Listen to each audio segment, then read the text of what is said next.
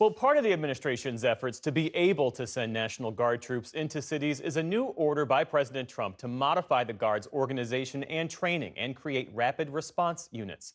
Our Nick Schifrin is here with that part of the story. Nick? Jeff, yesterday, President Trump signed an executive order that each state's National Guard units would be, quote, resourced, trained, organized, and available to assist federal, state, and local law enforcement in quelling civil disturbances.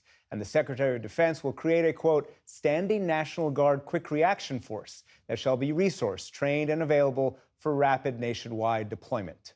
For perspective on this, we turn to retired Army Major General Randy Manner, the former acting vice chief of the National Guard Bureau. General Manner, thanks very much. Welcome to the NewsHour. What's your reaction to the president's order, both this quick reaction force as well as the Guard's priorities?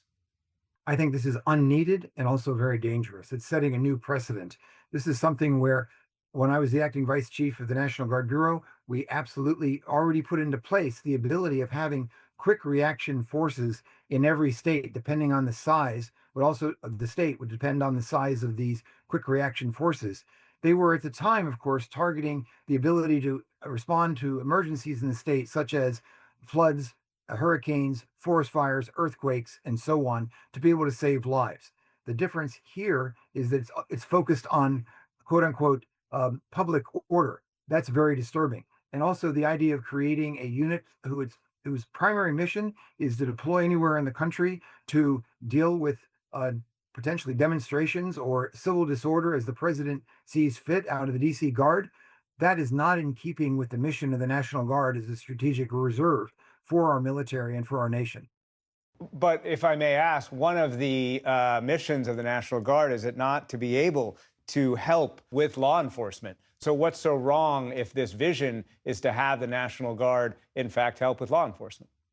The key difference is that the governors control the National Guards whenever they are not deployed by the president. As we have seen, not the mayor of DC, the mayor of Los Angeles. No one is requesting this additional assistance.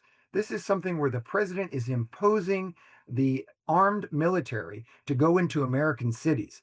That is the most significant difference. And it's very important to remember that civil disturbance deployments by governors is actually the smallest amount of missions that have ever been, that are done by the National Guard. It is a rarity. Whereas now the president is elevating it to be a significant capability for the National Guard.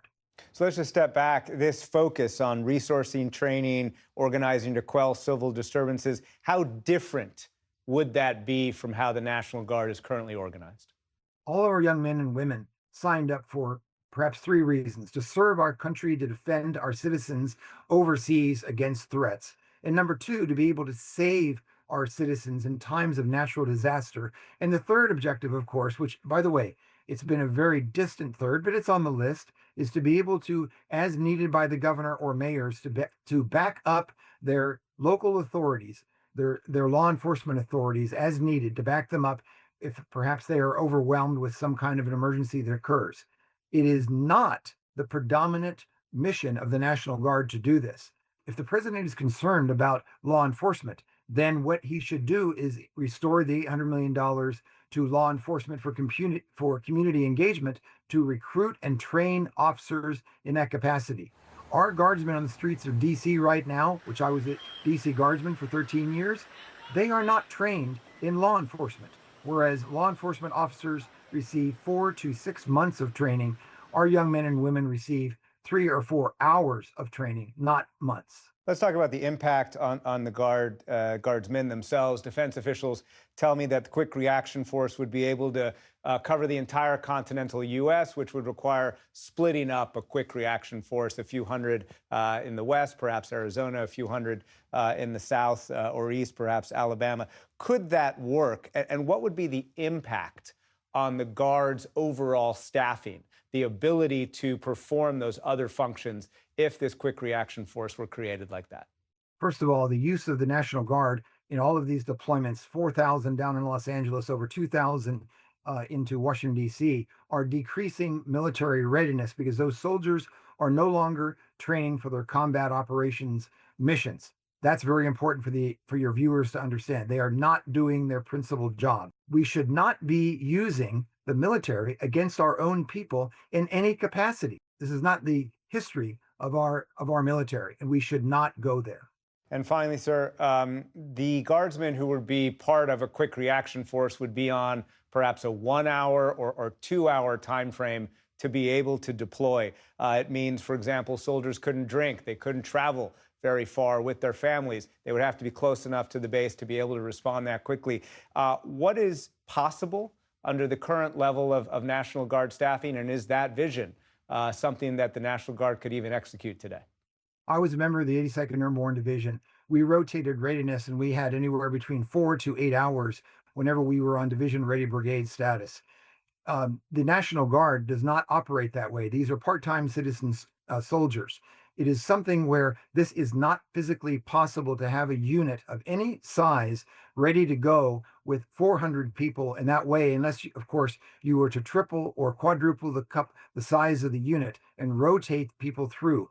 This is not thought through. This is not representative of good, thorough mission planning.